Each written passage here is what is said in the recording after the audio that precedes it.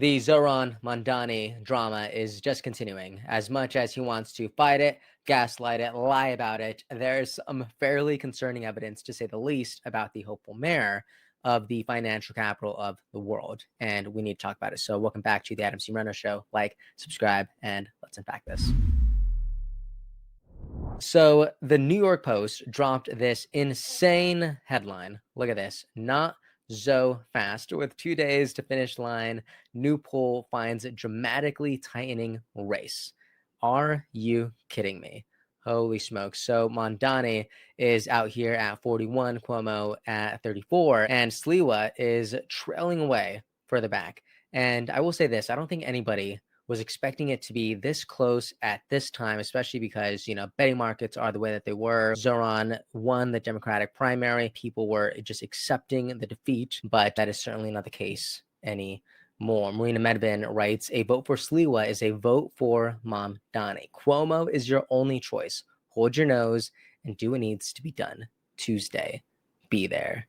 Yes, be there or be square. And right after the news comes out that this race is getting tighter and tighter, look at this. A video surfaces on X showing someone, a supporter, bragging about going to vote for Mamdani 6 times. 6 times. People are calling out the election fraud, quoting the state law, citing that this is a Class E felony, up to 4 years per count. So take a look at this. It is radical. I'm here in New York, about to illegally vote for Zohran Mamdani 6 times. Yeah, 6. I don't know if this person is actually serious. I don't know if they really voted for him multiple times or if he is just trolling the internet. But one thing I do know is that with everything that we've seen in recent memory, I just don't see how this is satire. I don't see how this is funny at all. But the damage is already done. It went mega viral, so maybe it did exactly what they wanted it to do. And Andrew Cuomo also doubled down today, showing a video with proof. He says that a vote for Sliwa is a vote for Mamdani. Take a look at this.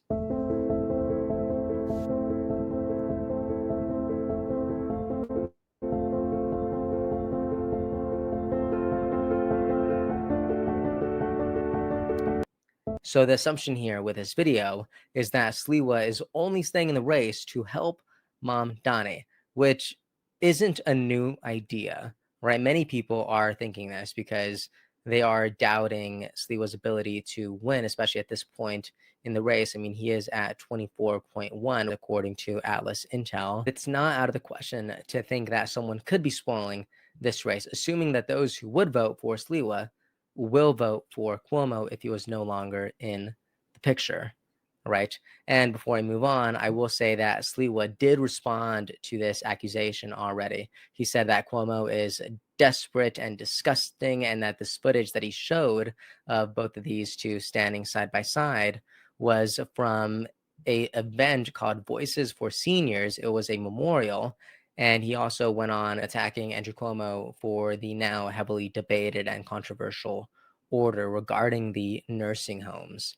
So tell me how you feel about that. But people everywhere do have this idea that Sliwa hates Andrew Cuomo more than he loves New York City. And that is actually why he's staying in the race, Irene Wexler says. And when I hear that, I actually do think about something that RFK Jr. said, our Secretary of Health and Human Services.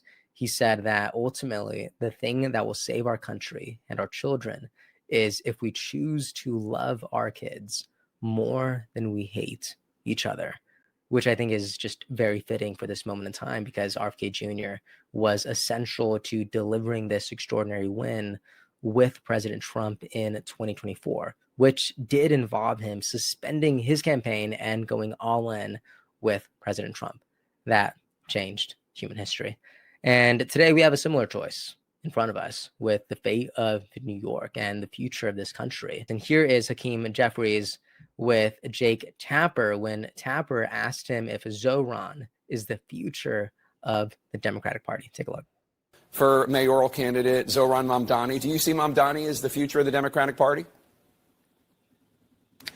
No, I think the future of the Democratic Party is going to fall, as far as we're concerned, relative to the House Democratic Caucus and members who are doing a great work all across the country as it relates to our need to both take back control of the House, but in doing so, make sure that we're communicating to the American people like, we understand you deserve better. If you were to ask me, I believe none of that word salad that just came out of Hakeem Jeffries' mouth. And I believe that Zohran Mamdani is the evolution of the Democratic Party, which I believe is so, so sad. But here is some good news. Okay, a new poll shows that the governor's race in 2026 for New York State favors Elise Stefanik, and she is now beating out Kathy Hochul, the current governor. Holy smokes. The poster is asking if the Republican representative could really flip New York red. And I think cultural trends and the political climate suggest that this is possible. We're seeing this in California with Republican Steve Hilton beating out the former frontrunner, Democrat Katie Porter, in the Golden State. So is it possible? You know what? Absolutely. It is possible. But only if we become the people who decide that this future is real, that this future is possible. So I love it. Anyways, that is what I'm thinking from Zohran Mamdani to Andrew Cuomo. Tell me how you're feeling about all this today. And if you make this far, like, subscribe, turn on the bell, and I will see you all next time. I think, honestly, we should have American citizens running for these positions. I mean, I don't understand how someone from another country is going to run for one of the most top prestigious positions in all of the United States. It should be a lifelong New Yorker who knows the city of New York. That's my opinion.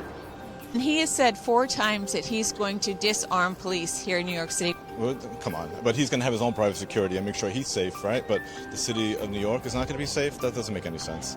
Because will a whistle stop a criminal? Yeah, right. Social workers, too, are going to come save the day. No, we need more cops, more people on the streets. People need to feel safe in New York. We're one of the biggest cities in America, so we need more police, not less.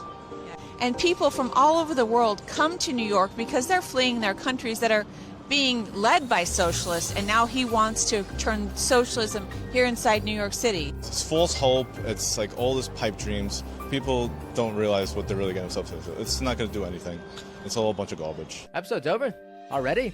Geez, that was fast. Well, they say beautiful things do not last forever, but feel free to watch and listen to another one of these episodes if you're interested in those conversations as well. Also, this next part is huge. Make sure to obliterate that like and subscribe button and turn on the notification bell so you never skip a beat. I also have a newsletter where we dive into the news, politics, and ideas that shape our future. If you're interested in signing up, I'd really appreciate that. Anyways, that's the end of this episode. Thank you so much for watching and listening, and I'll see you next time.